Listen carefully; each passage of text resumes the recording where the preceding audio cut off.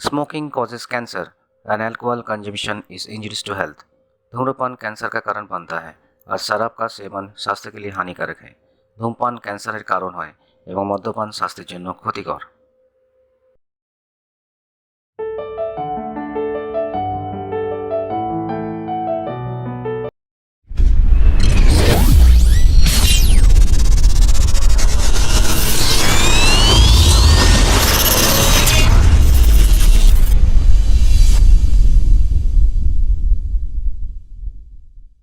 নমস্কার, আমি doctor major Narayan Bhattacharya. আসল হেলথে আপনাদের সকলকে স্বাগত। আপনারা সকলেই জানেন আসল health art and science of life এবং that is the true way of life. আমাদের মোটো হলো হেল্প ফর হেলদি ওয়ার্ল্ড। তো এই আসল হেলথে আমরা মেনলি হার্ট ফেলিওর এবং ডায়াবেটিস, তার সাথে আমাদের যেটা মেন জায়গা সেটা হচ্ছে আর্ট অফ লিভিং, যেটা ভীষণ ইম্পর্ট্যান্ট, সেটা আমরা অলরেডি অনেকটাই আলোচনা করেছি। হার্ট সম্পর্কে কী করলে হার্ট ডিজিজ থেকে নিজেদেরকে বাঁচিয়ে রাখা যায়, সুতরাং সেই প্রিভেন্টিভ পার্টটা পুরোটা খুব এলাবোরেটলি আমি আলোচনা করেছি। আগের সমস্ত ভিডিওতে প্রায় 25টি ভিডিও আছে, আপনারা একটু ফলো করবেন, পিছনের দিক থেকে সামনের দিকে আসবেন, সো দ্যাট আমি যে ধীরে ধীরে স্টেপ ওয়াইজ বলেছি সেগুলো আপনারা ভালোভাবে বুঝতে পারবেন। কারণ হার্ট কী না সেটা সমস্ত বলার পরে তারপরে কিভাবে সেখানে ডিজিজ হয় সেটা বলা হয়েছে। তারপর যদি সেই ডিজিজ হয় সেটাকেও কিভাবে ম্যানেজ করতে পারি আমরা, হার্ট ডিজিজ হলে অপারেশন ছাড়া বিনা অপারেশনে আমরা কিভাবে ভালো থাকতে পারি সেটা পুরোটা আলোচনা করা হয়েছে। তো আমি প্রায় লাস্ট 25 বছর এই কার্ডিও ডায়াবেটিক কেয়ার এবং লাইফস্টাইল ম্যানেজমেন্টের ওপরে কাজ করছি। আমার প্রায় 25,000 পেশেন্টের জন্য আমার যে নিজস্ব অভিজ্ঞতা এবং আমি যাদেরকে ট্রিট করেছি, যে সমস্ত মানুষ আমার কাছে এসেছেন তাদের অভিজ্ঞতা আমরা কিছুটা শেয়ার করতে চাই। मेरे पापा को यहाँ पे 12 साल से लेकर आ रहे हैं और एन भट्टाचार्य सर को दिखा रहे हैं और इनका हार्ट का ब्लॉकेज की वजह से इनको ऑपरेशन तक के लिए बोल दिया गया था, पर सर एन भट्टाचार्य सर को दिखाने की वजह से और अच्छा ट्रीटमेंट पाने की वजह से अभी तक 12 साल से पापा बहुत ही सही है और सीढ़ी ऊपर नीचे करना या हार्ट का किसी भी तरीके का कोई प्रॉब्लम नहीं हो रहा है। सिर्फ दवा को उनको रेगुलर लेना पड़ता है और मेंटेन करके चलना पड़ता है। तो सर का जो एफर्ट रहा है वो बहुत ही अच्छा रहा है। आप लोग भी आकर इनसे ट्रीटमेंट ले सकते हैं। बिना ऑपरेशन का किस तरीके से रहा जाता है और किस तरीके से इनका ट्रीटमेंट है वो काबिल तारीफ़ है। আমার নাম হীরালাল শর্মা, আমার বয়স হলো 67 years, retired from railway service. আমি থাকি কাঁসাপাড়া থেকে 2012 থেকে ডক্টর এন ভট্টাচার্যকে দেখাচ্ছি। এখন আমি সুস্থ আছি। আমি 3 তলা, ইভেন আরও যদি বেশি হয় আমি উঠতে পারি, নামতে পারি। আমার 3টে আর্টিলারি ব্লকেজ ছিল, একটা 98, দুটো, আর একটা ছিল 97। এখন আমি মোটামুটি অনেক ঠিক আছি। ডাক্তারবাবু আমার ট্রিটমেন্ট করলেন, খুব ভালো ট্রিটমেন্ট করলেন, ওষুধ আমি খুব ভালো পেয়েছি আর এখন আমি সুস্থ আছি। ডাক্তার জয়ন্ত কুমার তরফদার বলছি, আসানসোল থেকে। আমি দীর্ঘদিন হার্টের ওষুধ খাই, খেয়ে আমি ডাক্তার দেবী শেঠির কাছে গিয়ে ট্রিটমেন্ট করাতাম। ওনারা আমাকে যথারীতি যেমন ওনাদের ওষুধ সেসব আমাকে প্রেসক্রাইব করেন এবং তাদের ইনস্ট্রাকশন অনুযায়ী সেসব ওষুধ খাই। 1 বছর পর যেতাম আমি, ওনারা ওষুধ যেমন দিতেন খেতাম। এইবার এরকম খেতে খেতে 5 বছর পর ওনারা বলছেন, না আপনার ব্লকেজ এসছে, একটু ছোট অপারেশন করা হবে, বাইপাস অপারেশন। আমার 3টে আর্টারি ব্লক ছিল, তার মধ্যে মেন আর্টারি লেফট ভেন্ট্রিকেল, ওইটা আর্টারি, ওইটা আমার মেন ব্লকেজ ছিল। তো বলেছিল আপনার বাইপাস ছাড়া, অপারেশন করা ছাড়া কিছু হবে না, স্টেন বসবে না। তো সেই শুনে আমরা খুব ভেঙে পড়েছি, কি করব। যাই হোক, ওখান থেকে আমার বাড়ির লোকরা সবাই বলছে তুই ব্যাঙ্গালোর থেকে এখানে চলে আয়, এখানে আমরা ডাক্তার কুণাল সরকার আছে, ওনাকে দেখাবো। মেডিকেয়ারে আমরা অ্যাপয়েন্টমেন্ট নিই সেই অনুযায়ী এবং দেখায়। উনিও যথারীতি ওই একই কথা বললেন। ওখান থেকে আমাদের একজন বন্ধু করেছিলেন আনন্দলোক হসপিটালে, সেখানে দেখায় তিনিও সেই একই কথা বলছেন, 75 to 80% আপনার ব্লকেজ আছে, যথারীতি আপনাকে এখনই ভর্তি হতে হবে এবং আপনাকে অপারেশন করে নিতে হবে। এটা তখন আমরা অনেক চিন্তা ভাবনা করে এই সাহলের ঠিকানা আমরা পাই যে এখানে উইদাউট অপারেশন ওনাদের থেরাপি যেটা আছেন ওই থেরাপি অনুযায়ী ট্রিটমেন্ট করা যায় যদি, তাহলে পরে আপনার এই ব্লকেজ দূর হবে। যাই হোক, আমরা মনে একটা আশা নিয়ে এলাম এবং এসে ডক্টর এন ভট্টাচার্যের আন্ডারে আমার ট্রিটমেন্ট শুরু হলো এবং উনি সুন্দরভাবে আমাদের খুব মনে আশা জাগালেন এবং উনি বললেন যেমন যেমন বলছে এরকম করবেন। এবং এদিন হচ্ছে ইনাদের মেন হচ্ছে তেল ঘি, মানে এটা ছাড়া আপনাকে খেতে হবে এবং আপনাকে পালন করতে হবে। তো সেই অনুযায়ী করলাম। মর্নিং ওয়াক যেমন বলতেন সেরকম করতাম, করে করে করে 2021-এর কথা বলছি, এটা 2021 থেকে আজ 2024-এর শেষ দিনে এসেছি এবং ওনার কাছে দেখিয়ে যাচ্ছি। এখন আমি অনেক সুস্থ, অনেক ভালো। আগে আমি একটু হাঁটলে হাঁপিয়ে যেতাম, আমি 3 তলা 4 তলা করতে পারতাম না। এখন সেই অনুযায়ী আমি অনেক ভালো আছি, ওনাদের ওষুধে অনেক সুস্থ আছি।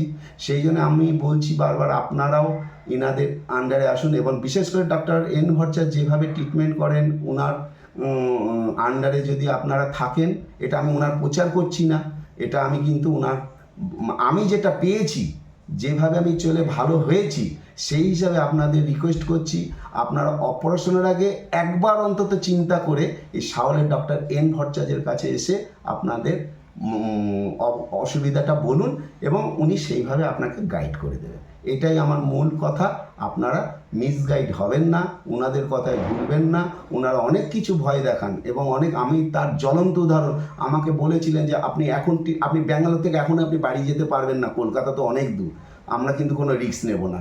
যাই হোক, আমি ঠাকুর ভরসা করে সেই চলে এসেছিলাম বলে আজকে আমি ওনার সান্নিধ্যে এসেছি এবং আজকে বিনা ট্রিটমেন্টে, বিনা ওনাদের ওষুধে, আমি এনাদের ওষুধ খেয়ে এবং ওনার ট্রিটমেন্টের সান্নিধ্যে অনেক সুস্থ হয়ে উঠেছি এবং ভালোই আছি। সেই জন্য আপনাদের কাছে অনুরোধ, আপনারা একবার ওনার কাছে আসুন এবং ওনার সাক্ষাৎ করে ওনার মতামত নিন। নমস্কার। আমার নাম তুষারকান্তি রক্ষিত, আমি ব্যানার্জিপাড়াতে থাকি, 2 নম্বর ব্যানার্জিপাড়াতে। ডাক্তারবাবুর কাছ থেকে এসছি, মানে আগে থেকে আমার ওয়াইফকে নিয়ে আসতাম 2007 সাল থেকে, কিন্তু আমি বোধহয় 2018-19 সালে ডাক্তারবাবুর কাছে এসেছি। প্রেশারটা একটু প্রবলেম করছিল, তো ডাক্তারবাবু আমাকে দেখে যে সেই যে 18 সাল থেকে 24 সাল পর্যন্ত এখন পর্যন্ত কোনো রকম আমার অসুবিধা হয় না। আর অসুবিধা হলেই আমরা ডাক্তারবাবুর কাছে আসি, কারণ আমি এখন আর কোথাও যেতে ভরসা পাই না। কিন্তু ডাক্তারবাবু আমাকে, আমার ছেলে নেদারল্যান্ডে থাকে, ওইখানে সার্ভিস করে, সেটেল হয়ে গেছে। তো ডাক্তারবাবু আমাকে বোধহয় বাড়তি জোর পাঠিয়ে দিয়েছেন ওষুধ দিয়ে।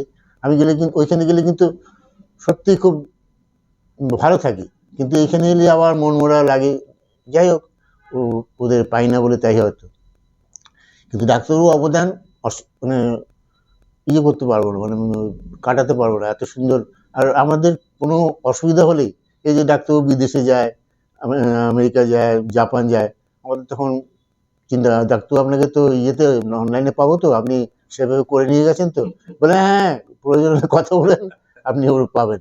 তো এইভাবেই আমরা ডাক্তারবাবুর কাছে ভীষণভাবেই ঋণী বলতে পারি, এই বেশি আমি কিছু বলতে পারবো না।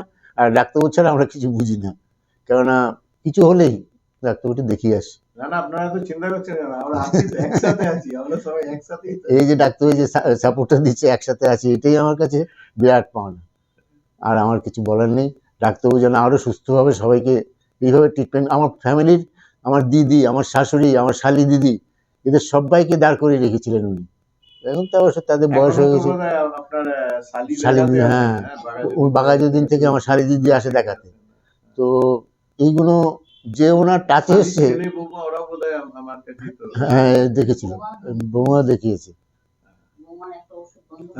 এই ডাক্তারবাবুর টাচে যারা এসে, তারা ডাক্তারবাবুকে ছেড়ে অন্য জায়গায় যেতে পারবে না। যেমন আমার ছেলে বউ, ওরা এখানে এলে একবার আসবেই, যদি নাও পারে পরের বার আসে, নয়তো ফোনে কথা বলে। তো ডাক্তারবাবু ওদেরও খুব স্নেহ করে এবং ওদেরও ঠিক মতোই দাঁড় করিয়ে রেখেছে, আমিও আছি এখন। ডাক্তারবাবু আমার এখন প্রায় 81 পেরিয়ে গেছে, কিন্তু এখন আমি ডাক্তারবাবুর কাছে ঠিকঠাকই আছি, দাঁড় করিয়ে রেখেছি। আপনার তো 81 হয়ে গেছে। হ্যাঁ, হয়ে গেছে। ভালোই আছেন এখন। আর আপনি হাঁপিয়ে টাপিয়ে যান না? একটু হাঁপাচ্ছি ডাক্তারবাবু ইদানিং রিসেন্টলি। একটু হ্যাঁ, আপনাকে সেটাই বলতে যাচ্ছিলাম কথা বলার আগে। ঠিক ঠিক তো কেন বুঝতে ঠিক পারছি না। আছে স্যার, আমাদের আপনি শ্রীরামপুরে থাকি, ডাক্তার নারায়ণ ভট্টাচার্যের কাছে 2011 সাল থেকে আমি চিকিৎসাধীন। আমার হার্টের প্রবলেম হয়েছিল তার আগের বছরের জুন মাসে, যেদিন স্কুল গরমের ছুটির পর খোলে। দুপুরবেলা হঠাৎই আমি স্কুল থেকে এসে শনিবার রসগোল্লা খেয়ে ওপরে গেছিলাম দোতলায় কম্পিউটার অন করতে। হঠাৎ আমার বুকে প্রচণ্ড যন্ত্রণা এবং সোয়েটিং হয়। আমার ফ্যামিলি ফিজিশিয়ান ডাক্তার শ্যামল হাজরা কে সঙ্গে সঙ্গে ফোন করা হয়। উনি বলেন যে রিক্সা করে নিয়ে চলে যেতে ওনার বাড়িতে। ওই পাড়ার মধ্যে বলেই ওখানে গেছি। উনি বললেন আর নামতে হবে না, সোজা যে নার্সিংহোমে উনি অ্যাটাচড সেখানে নিয়ে গিয়ে ভর্তি করে দিতে উনি ফোনে বলে দিচ্ছেন। সেখানে গিয়ে জানলাম যে আমি হার্ট অ্যাটাকে রোগী হয়েছি। এইবার মা আমাকে ওইখানে ডাক্তারবাবুর কথা মতন ভর্তি করে দিলেন। 5 দিন ওখানে থাকার পরে আমাকে মা ডাক্তারবাবুর সঙ্গে কথা বলে নিয়ে চলে এলেন। এসে বললেন যে আমি বাড়িতে চিকিৎসা করতে পারবো, চেষ্টা করছি। তো আমাকে ডিওআরবি করে মা নিয়ে আসেন। তখন কিন্তু বলেছিল কলকাতায় নিয়ে যাবেন। মার এই কথায় নার্সিংহোম কোনো ডিটেল মেডিসিনের হিসেব দেয়নি। এবার তখন আমরা জানতে পারি, বিশেষ করে আমার মা খোঁজ খবর নিয়ে ডাক্তার নারায়ণ ভট্টাচার্যের নামটা পান। একদিন দুপুরবেলা শীতকালে ছাদে আমি আর মা বড়দিনের ছুটিতে বসেছিলাম। সেই দিন স্কুলের হেডমাস্টার সকালবেলা মারা গেছে খবর পেয়ে আমি বেলায় ওনাকে দেখে টেকে আসি। এসে দুজনে বসে কথা বলছিলাম ভাত খাওয়ার পরে। হঠাৎ আমার একটা ডিজিনেস আসে, মাথাটা ঘুরছে, ঝিমঝিম করছে, তারপর সেই সঙ্গে একটা বমি বমি ভাব। তখন আমি ডাক্তার ভট্টাচার্যের সঙ্গে যোগাযোগ করি। তখন থেকে আমি ওনার ট্রিটমেন্টে আছি। আমাকে অ্যাঞ্জিওপ্লাস্টি বা বেলুন সার্জারি বা স্টেন বসানো এই ধরনের কোনো অপারেশনের মধ্যে যেতে হয়নি। আমি মেডিসিনের উপরে এখনো পর্যন্ত সুস্থভাবে বেঁচে আছি এবং এইভাবেই যতদিন বাঁচবো এই ওনার চিকিৎসাতেই থাকবো, এইরকম মনস্থ করেছি।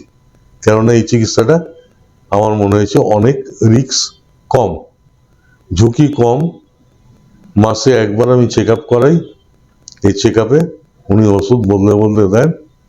সেই ওষুধ খেয়ে আমি এখন মাছ বেটার, অনেকটাই ভালো আছি। খরচাও তো অনেক কম হবে। আর অন্যান্য খরচ, অ্যাপোলোতে আমি গেছিলাম, সেখানে যা অ্যাঞ্জিওপ্লাস্টির খরচ, তা বিএম বিড়লায় গেছিলাম, বিএম বিড়লাতেও যে খরচটা তার তুলনায় এর খরচ কিন্তু অনেক কম। কেননা আমি তো 2বার অ্যাঞ্জিওগ্রাম করিয়েছি। অ্যাঞ্জিওগ্রামের রিপোর্টে মোটামুটি আপনার সিভিয়ার ডিজিজ আছে, তিনটে আর্টারি সিভিয়ার মাল্টিভেসাল ডিজিজ আছে। আমি দেখলাম এনজিওতে দেখেছিলাম 3টে আর্টারি ব্লক ছিল। সেই অবস্থায় আমি এখনো চলাফেরা কাজকর্ম। তারপর থেকে তো আপনার সেরকম চেস্ট পেন বা না, 2011 সালের পরে আপনার আর চেস্ট পেন সেভাবে হয়নি। হয়েছিল একবার 2010-এ, হুম, তাও একটা পারিবারিক ঘটনার চাপে। আচ্ছা, আমার দিদি তখন ক্যান্সার ধরা পড়ে। ও আচ্ছা, তখন আমাকে প্রচন্ড ছুটোছুটি করতে হয়েছিল। হুম, নিজের ওষুধগুলো আমি ঠিক মতো খেয়েছি কিনা আমার ও, আমি আজও মনে যেগুলো পড়ে না। দিয়েছিলাম সেগুলো ঠিক মতো হয়তো ফলো খাওয়া করা হয়নি। যায়নি। মাঝখানে আপনার একটু ইররেগুলারিটি হয়েছিল এইসব কারণে, আমার যা মনে পড়ছে।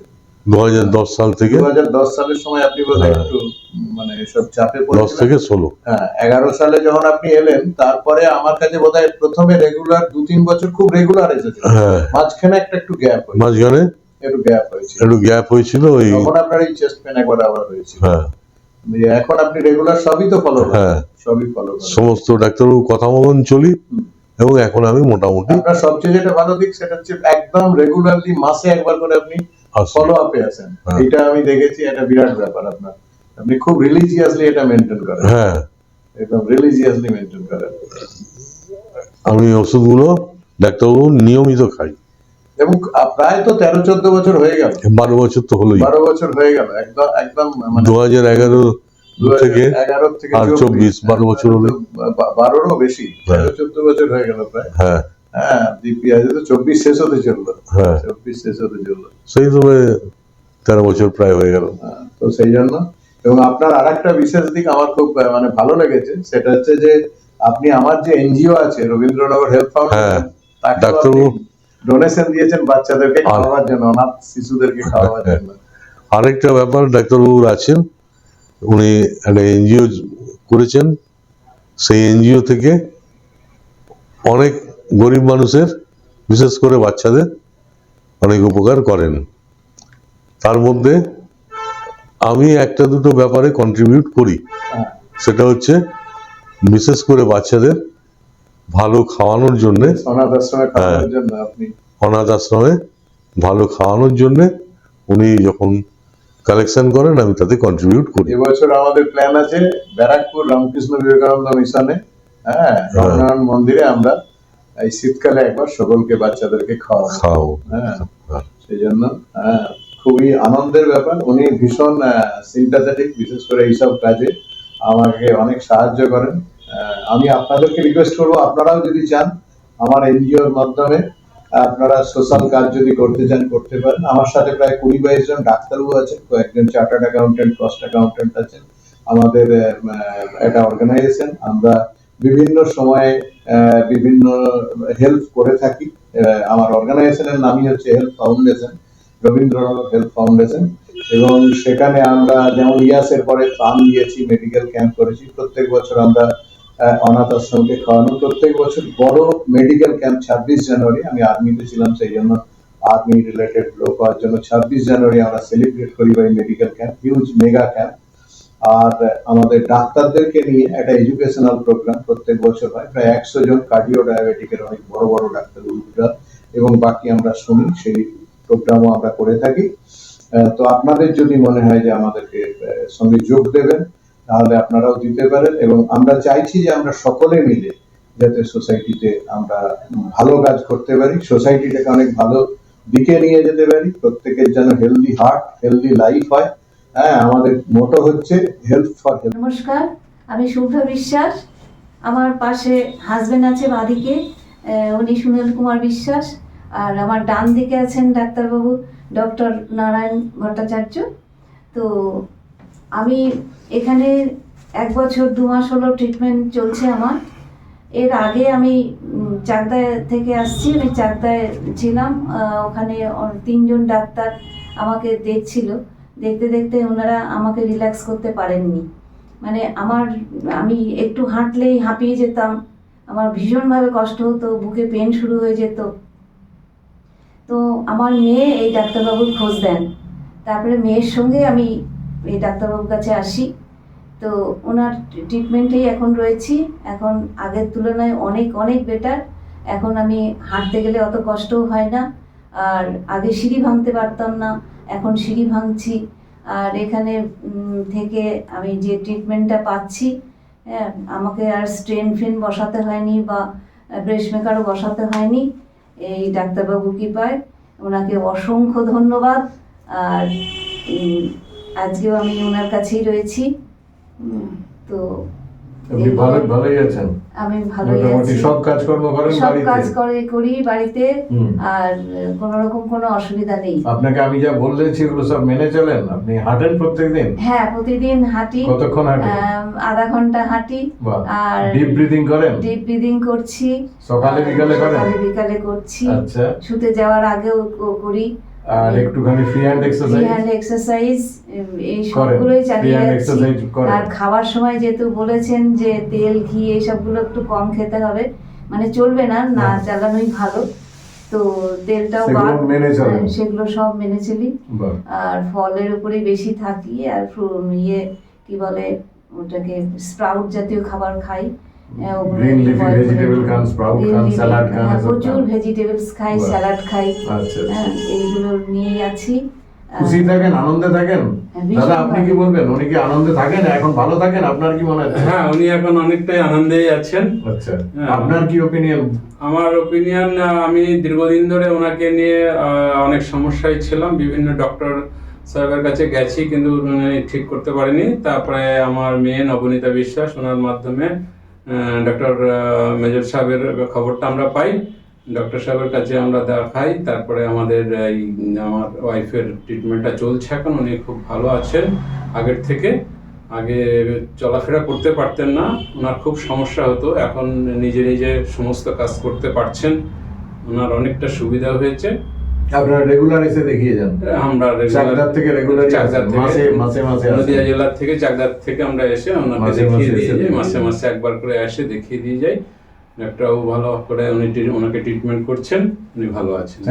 থ্যাংক ইউ আপনাদেরকে অনেক ধন্যবাদ। নমস্কার। Thank you. আমি doctor major Narayan Bhattacharya. Mainly আমি হাইপার টেনশন, ডায়াবেটিস এবং হার্ট ফেলিওরের ওপরে কাজ করতে থাকি। আমার লাস্ট 25 বছর ধরে আমার এই কাজ চলছে। তো আমার একজন অনেক পুরনো পেশেন্ট সুব্রত বাবু, মিস্টার সুব্রত সিকদার, উনি এক সময় ডিফেন্সে ছিলেন। উনি আমার কাছে লাস্ট 22 বছর ধরে ট্রিটমেন্ট করছেন। 2002-এ উনি আমার কাছে আসেন with hypertension, ischemic heart disease, diabetes and severe dyslipidemia. তো ওনার ট্রাইগ্লিসারাইড ছিল অলমোস্ট 2280 এবং কোলেস্টেরল ছিল প্রায় 386। সেখান থেকে উনি 22 বছর ধরে আমার ট্রিটমেন্টে আছেন। অল আর কন্ট্রোল, সুগার কন্ট্রোলে আছে, ট্রাইগ্লিসারাইড, কোলেস্টেরল সব কন্ট্রোলে আছে, প্রেসার তো কন্ট্রোলে থাকেই। সেই ওনার মুখ থেকেই আপনারা শুনুন যে উনি কেমন আছেন, কেমন থাকছেন লাস্ট 22 বছর ধরে আমার ট্রিটমেন্টে। আমি সুব্রত শিকদার। আমার এখন প্রেজেন্ট এজ হচ্ছে 64। আমি লাস্ট 22 বছর ধরে ডাক্তারবাবুর কাছে ট্রিটমেন্ট নিচ্ছি। আমার প্রথমত ট্রাইগ্লিসারাইডস এবং কোলেস্টেরলের প্রচণ্ড প্রবলেম হয়েছিল। তো আমার প্রথম ট্রাইগ্লিসারাইড ছিল 2280 এবং কোলেস্টেরল ছিল 300-র কাছাকাছি, এবং হাই প্রেশারও ছিল, এবং আরও একটা প্রবলেম ছিল, সেটা হচ্ছে পেপটিক আলসার এবং সিভিয়ার অ্যাংজাইটি। তো ডাক্তারবাবু এখন মোটামুটি কন্ট্রোলে আছে। লাস্ট 22 বছর ডাক্তারবাবুর কাছে আমি ভালোই ট্রিটমেন্ট পেয়েছি, এবং ওনার গাইডেন্সে আমি সমস্ত ওষুধ খাচ্ছি, এখনও খেয়ে যাচ্ছি, আগেও খেয়েছি এবং এখনও খেয়ে যাচ্ছি। এখন মোটামুটি আমি কন্ট্রোলে, মানে মোটামুটি এখন ঠিক আছি এবং সব কিছু কন্ট্রোলের মধ্যে আছে। কতদিন ধরে ডাক্তারের কাছে আসছেন? হ্যাঁ, কতদিন ডাক্তারবাবু? হ্যাঁ, 5 বছর দেখাচ্ছি। 5 বছর দেখে ভালো আছি বলে এখানেই আসি, এখানেই দেখাই। হ্যাঁ,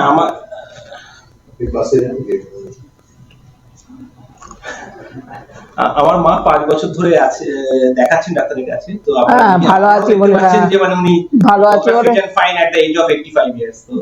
তো উই আর সো প্রাউড যে আমরা এরকম, we are so fortunate I would say, যে আমরা এরকম একজন ডক্টর আজকের দিনে কলকাতা শহরের বুকে বসে, ওয়েস্ট বেঙ্গলের বুকে বসে আমরা এরকম একজন ডক্টরের সন্ধান পেয়েছি। We are quite fortunate. এখন আমার 85 বছর চলছে, আমি 85 বছর বাঁচবো তাই ভাবতে পারিনি। নাম শ্রী শ্রীপদ মল্লিক, আমার বয়স এখন 82। আমার 2015 সালে সেপ্টেম্বর মাসে হঠাৎ একটা গভীর রাতে মনে হচ্ছে না আমার দমটা বন্ধ হয়ে যাচ্ছে, কোনো নিঃশ্বাস ঠিকমতো দিতে পারছি না। আমি তখন বিছানায় শুয়েছিলাম, উঠে পড়লাম, উঠে বসলাম, ফ্যান চালিয়ে দিলাম, কিন্তু তাতেও কিছু স্বস্তি হচ্ছিল না। তা যা পরে খানিকটা পরে এরকম ঠিক হলো, তখন শুলাম, কিন্তু ঘুম আসছিল না, শুলেই যেন মনে হচ্ছে আবার একটা অস্বস্তি হচ্ছে। তা পরের দিন ডাক্তারখানা গেলাম, তা উনি বললেন যে আপনাকে ইসিজি করান, ডপলার করান, সব এসব করার পরে ওনারা দেখলেন, বললেন না আপনার হার্টে কিছু বোধহয় অসুবিধা আছে, আপনি হার্টের ডাক্তার সঙ্গে কনসাল্ট করুন। তা আমি হার্টের ডাক্তারের সঙ্গে কনসাল্ট করলাম। তো উনি প্রথমেই বলেছিলেন যে অ্যাঞ্জিওপ্লাস্টি করতে হবে। তা আমার তো তার আগে ডাক্তার ঝাইয়ারের একটা ক্লাস করেছিলাম, তো সেখানে ওখানে শুনেছিলাম যে বিনা অপারেশনে অন্যভাবে এটাকে করা কিছু ব্যবস্থা করা যায়। সেই জন্য আমার ডাক্তার নারায়ণ ভট্টাচার্য, ওনার সঙ্গে আমি কনসাল্ট করি। তো ওনার বাড়িতেই যাই, গিয়ে ওনার সঙ্গে সব কিছু বলি। তার আগে আমরা সিটি অ্যাঞ্জিওগ্রামটা করেছিলাম, তাতে করে 99% দুটো আর্টারি ব্লক ছিল। তারপর তো ওনার সঙ্গে নিয়মিত যোগাযোগ করি এবং ওনার ব্যবস্থা মতো যা উনি বলেছেন রেস্ট্রিকশান সেসব মেনে, খাওয়া দাওয়ার রেস্ট্রিকশান ছিল, তাছাড়া ওষুধপত্র ছিল, সে সমস্ত ঠিকঠাক মতো খেয়ে আমি এখন পর্যন্ত মোটামুটি ঠিকই আছি। কত বছর? আমার এখন হলো প্রায় 9 বছরের বেশি হয়ে গেল, 10 বছরের কাছাকাছি চলছে। আপনি বলুন আপনি আর কিছু বলুন? আপনি যদি কিছু বলতে চান বলেন। আমি ওই যখন ওকে 99% ব্লক দেখালো, তখন আমি জিজ্ঞেস করেছিলাম ডাক্তারবাবুকে যে ডাক্তারবাবু এনজিওগ্রাম ছাড়া কি আর কোনো উপায় নেই? তখন উনি বলেছিলেন না, একটা হার্টের স্ক্যান এখন বেরিয়েছে, আপনার এই স্ক্যানটা করলে তাহলে আপনি হার্টের পজিশনটা বুঝতে পারবেন। তখন ওনার কথাতেই স্ক্যানটা করানো হলো এবং তখন দেখা গেল যে উনি বললেন না, তো 99% ব্লক আছে বলতে, তখন আমি ওই আপনার ঠিকানা পেয়ে ঝাঁঝেদের কাছে আপনার নামটা আমি দেখেছিলাম এবং আপনাকে দেখেছিলাম। তখন আমরা আপনার সঙ্গে যোগাযোগ করে এবং তখন ওই ঝাঁঝেদের ওই নিয়মে যাতে ওই বিনা অপারেশনে করা যায় সেই চেষ্টাটা আমরা করলাম এবং সেটা আজ পর্যন্ত প্রায় 9-10 বছর হতে চললো। খাবারের রেস্ট্রিকশান, যে কোনো সব ব্যাপারে রেস্ট্রিকশান মেনে। हेलो नमस्ते, मैं नैना हीरानंदानी बोल रही हूँ।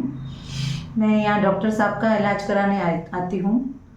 पहले तो हम बहुत सारी जगह गए थे, BM बिरला वगैरह, बहुत सारे डॉक्टर साहब को दिखाए, तो सब जगह कुछ ना कुछ टेस्टिंग, कुछ ये, कभी ये दवाई, कभी वो दवाई, लेकिन फ़र्क पड़ता था, कभी पूरा होता था, कभी नहीं होता था। करते करते लास्ट 7 साल पहले मेरे को किसी ने इनका नाम बताया, डॉक्टर नारायण भट्टाचार्य जी। तब हम उनके पास आए, तब से लेके आज तक मैं इनका ही ट्रीटमेंट चल रहा है और जो भी दवाइयाँ हैं सब हम लेते हैं और अफेक्ट भी करती है। कभी कभी कुछ होता है तो डॉक्टर साहब फिर वापस हमको बुलाते हैं, चेंज कर लेते हैं, डाइट भी दे देते हैं, डाइट चार्ट भी दिया, उस पर भी हम लोग फॉलो करते हैं। तो अभी हम ठीक है, थोड़ा सा मुश्किल है लेकिन वो ठीक हो जाता है। 2 दिन बाद वापस मैं अपना नॉर्मल पे आ जाती हूँ। जब भी हम लोग फ़ोन करते हैं, मेन सबसे अच्छी बात, सब डॉक्टरों से अच्छी बात है, ये फ़ोन उठाते हैं। और कुछ भले कुछ भी है लेकिन फ़ोन उठाएंगे ही उठाएंगे, उसी में ही हमारा आधा बीमारी चला जाता है। बस ये सबसे अच्छा इनका है, ये बहुत अच्छी बात है, धन्यवाद। और मेरे ठीक होने के बाद मेरा हस्बैंड भी तकलीफ में आ गया था, मैं उनको भी लेके आई हूँ, वो भी बोले।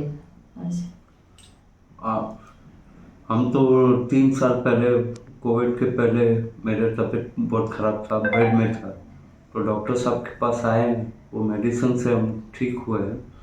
तो काफ़ी टाइम से अब मैं यही मेडिसिन ले रहा हूँ और जैसा डॉक्टर साहब गाइडलाइंस देते हैं उस हिसाब से ही चलता हूँ। तो वो अब भी कोई भी डॉक्टर इतना मेरे को परफेक्ट नहीं बताया है। जहाँ पर भी जाओ बोलता है ये करना होगा आपको, ये माना ऑपरेशन करना होगा, ये करना होगा, या हॉस्पिटल में भर्ती होना होगा। ये सब से हम लोग दूर रहते हैं तो इसीलिए डॉक्टर साहब जो भी दवाई देते हैं टाइम टू टाइम जैसा बोलते हैं वैसा हम लोग लेते हैं। हमारा भी ब्लॉकेज था, लेकिन हमारा ब्लॉकेज अभी दवाइयों से ही ठीक हो रहा है। अभी कोई भी डॉक्टर को मैंने अभी वापस दिखाया था, उन लोग बोला स्टेंट लगाओ, लेकिन हम नहीं लगाएंगे क्योंकि हमारा दवाइयों से मेरा वहीं तक है जहाँ से शुरू हुआ था वो वहीं रुका हुआ है। ब्लॉकेज है मेरा भी, लेकिन दवाइयों से हमारा ठीक हो रहा है। आपको पहले तो स्टेंट लगाने के लिए 7 साल पहले स्टेंट लगाने के लिए लेकिन बोला गए था। नहीं, हम लोग नहीं लगाया है। अभी दवाइयों से ही ठीक हो रहा है हमारा, और आगे भी हम दवाइयों से ही चलेंगे। डॉक्टर साहब जैसा बोलेंगे वैसा ही करेंगे। आपका और भी तो रिश्तेदार इधर आते हैं ना? हाँ, हम तो सबको लेके आए जो भी ठीक हो जाए, डॉक्टर का हाथ अच्छा है, सबको ठीक करे। आपका हस्बैंड का भी तो हाल बहुत ये खराब भी हो गया था। इनका हालत खराब था, बहुत खराब था, हम तो डर गए थे। इसीलिए तो जो भी प्रिस्क्राइब करते हैं डॉक्टर साहब उसी को फॉलो करने से आप अपना तबीयत भी ठीक रखेंगे और अपना डॉक्टर साहब से आपको अच्छी दवाइयाँ मिलेगी जो इनके पास ही रहती है, वो ही लेना पड़ता है। ये बात ओरिजिनल होती है। और आप लोग रहम सहम सब कुछ करते हैं, सब वॉकिंग वगैरह, Walking तो मेरा तो काफी एक्सरसाइज? टाइम होता है। इनका ज्यादा होता है। अच्छा। हम करते ठीक हैं, है। योगा भी बोलते हैं, जैसे बोले डॉक्टर साहब वैसा करिए, सब ठीक हो जाता है, कोई मुश्किल बात नहीं है। बस इनका अच्छा है, इनको भगवान का आशीर्वाद है। थैंक यू डॉक्टर साहब, थैंक ठीक यू। है, खुश रहते हैं आप लोग। हम लोग खुश रहते हैं। Thank you. নমস্কার, আমরা ডক্টর বাবুর কাছে এসেছি। খুব ভালো ডক্টর আছেন। আমার মাকে 5 বছর থেকে আমরা দেখাচ্ছি, হার্টে ফুল ব্লকেজ আছে ওনার, কিন্তু উনি যা মেডিসিন দিচ্ছে ওনার থেকে উনি অনেক অনেক অনেক ভালো আছে। আর আমাদের সাথে এখনও আছে, ভালো করে উনি সব কাজ করেন, সব কিছু করেন। এখন আপনি কি উমরা গিয়েছিলেন না বলুন? হ্যাঁ, উমরা গেছি না? হ্যাঁ, আমি ওমরা গেছিলাম, ওখানে তাওয়াফ করতে হয়, সেটাও করেছি, ভালো করে সব করেছি, পড়াশোনা। थैंक यू बोलिए डॉक्टर साहब को। ठीक है। हाँ, ये बात तो है कि हार्ट का ऑपरेशन से डर से आप डॉक्टर के पास आए, लेकिन डॉक्टर साहब ऑपरेशन का बोले नहीं, दवा दिया, वो खाते वक्त सब ठीक हुआ। फिर उमरा में गए, वहाँ पर अच्छा से सब कुछ किया, कोई तकलीफ नहीं है। She forced herself to walk. She didn't want to go in the wheelchair and all. हाँ, She didn't want to go for the wheelchair. She forced herself because our pilgrimage work is there. Then you have to work to get more devotion for that. And she really did it.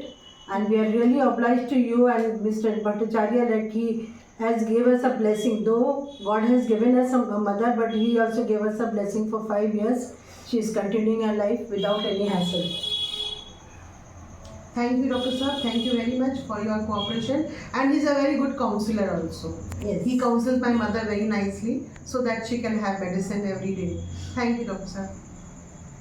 আমার নাম শ্রী শ্রীপদ মল্লিক, আমার বয়স এখন 82। আমার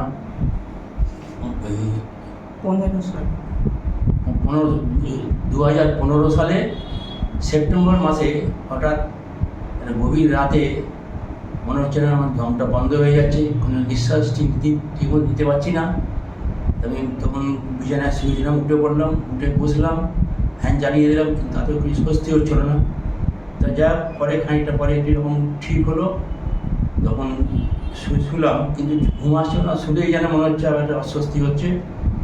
তা পরের দিন ডাক্তারখানা গেলাম, তা উনি বললেন যে আপনাকে ইসিজি করান, ডপলার করান, সব এসব করার পরে ওনারা দেখলেন, বললেন না আপনার হার্টে কিছু বোধহয় অসুবিধা আছে, আপনি হার্টের ডাক্তার কনসাল্ট করুন।